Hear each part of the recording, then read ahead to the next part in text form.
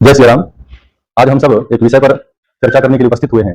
आप सब समाज में देख रहे होंगे, बड़े बड़े जो कथावाचिका हैं वो सभी अपने नाम के आगे साध्वी लगा रही हैं। तो क्या साध्वी शब्द का प्रयोग करना उनके लिए अच्छा है कि नहीं है, क्या उन्हें प्रयोग करना चाहिए कि नहीं करना चाहिए? तो शास्त्र के दृष्टिकोण से क्या कहता है? तो यहाँ व्याकरण के दृष्टिकोण से साध्वी स्त्री शब्द है। साधु गीश प्रत्यय करके यहाँ पर साध्वी शब्द सिद्ध होता है। राज निर्घंट में कहा इसके लिए पतिव्रता इत्यमरः। ये जो साध्वी शब्द है वो पतिव्रताओं के लिए प्रयोग किया जाता है। और श्रीमद् वाल्मीकि रामायण में कहा कि तब भार्याति साध्वीयम नित्यम राम परायणा। श्रीमती की जो पत्नी है उनके लिए भी साधु, उसके लिए भी साध्वी शब्द का प्रयोग उसमें आया हुआ है। यानी शास्त्र कहता है साध्वी वही है जो पतिव्रता है, जो पतिव्रता है और पतिव्रत परायणा है, जो पतिव्रता है और पतिव्रत परायणा है, वही साध्वी है। आगे कहा शास्त्रों में तल्लक्षणम आह हारिता। और आर तारते मुदिता हृष्टे प्रेषिता मलिना कृषा मृते म्रियते या पत्यौ साध्वी जेया पतिव्रता। साध्वी वही है जो पतिव्रता है। सा स्त्री जेया पतिव्रता, जो पतिव्रता है, अपने पति के अनुकूल आचरण करने वाली है, वही साध्वी है।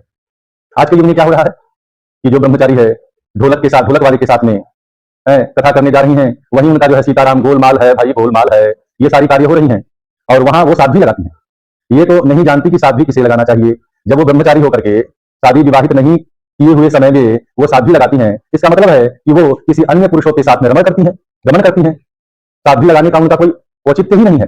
और शास्त्रों में कहा कि साध्वी स्त्री मातृतुल्या च सर्वथा हितकारिणी। साध्वी वही है जो माता के तुल्य प्रेम करने वाली है, माता है, पुत्रवती है, वही साध्वी है। यहाँ तो साध्वी कौन लिख रही है? जिसका ना पुत्र है ना कोई संतान है, वो साध्वी लिख रही है। तो कहा कि साध्वी स्त्री नाम पति प्रेमणा शतपुत्राधिका। साध्वी वही है जो अपने पति से प्रेम करती है या उसका पति उससे प्रेम करता है, वही साध्वी है। और शतपुत्राधिका, जो पुत्र पौत्रों से सुसज्जित है और पुत्र पौत्रों से संपन्न है। यहाँ क्या हो रहा है? जिनका ना पुत्र है ना पुत्री है, वो अपने नाम के आगे साध्वी लिख रही है और कथा व्यास पर बैठ करके कथाएं कर रही हैं। किन्हीं का रक्तस्राव भी हो रहा है, वो तब भी कथा कर रही है। तो इन पापनियों का मुख देखने से भी पाप लगता है। ये सब पापनी है। इन पापनियों का मुख देखने से भी पाप लगता है। इनका मुख भी नहीं देखना चाहिए। कथा तो बड़ी दूर की बात है, इनकी कथा तो कभी सुनना ही नहीं चाहिए। जो व्यभिचारिणी है, अपने आप को प्रस्तुत कर रही है, मैं साध्वी हूं, बिना शादी किए अपने आगे शादी लगाती है, इसका मतलब है कि वो व्यभिचारिणी है, वो पतिव्रता तो है ही नहीं। और कहा शास्त्रों में कि कामिनी कुल जातांच रहस्ये कामिनी सतिम न पृच्छते कुले जाता एवमेव श्रुतौ श्रुतम।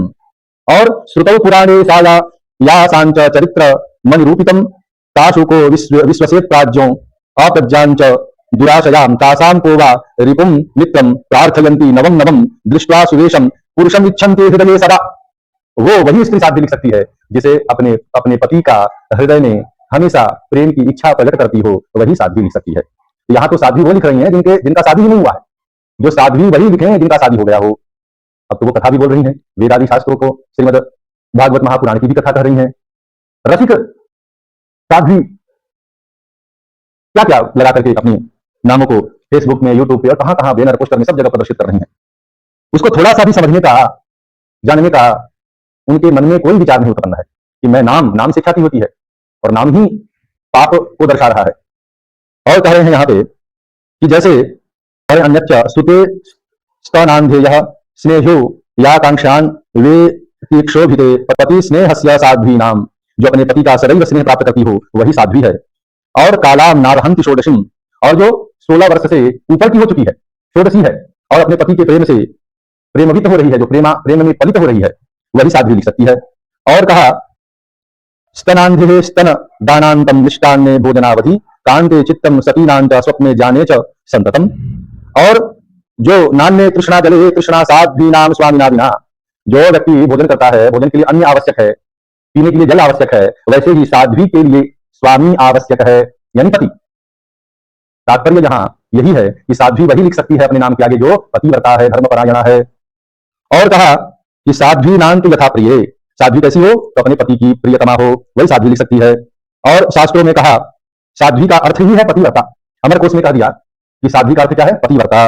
भार्या जयाथ कुंभुम्नी दाराहा स्यात्तो कुटुंबिनी पुरुंध्री सुचरित्रा तु सती साध्वी पतिव्रता।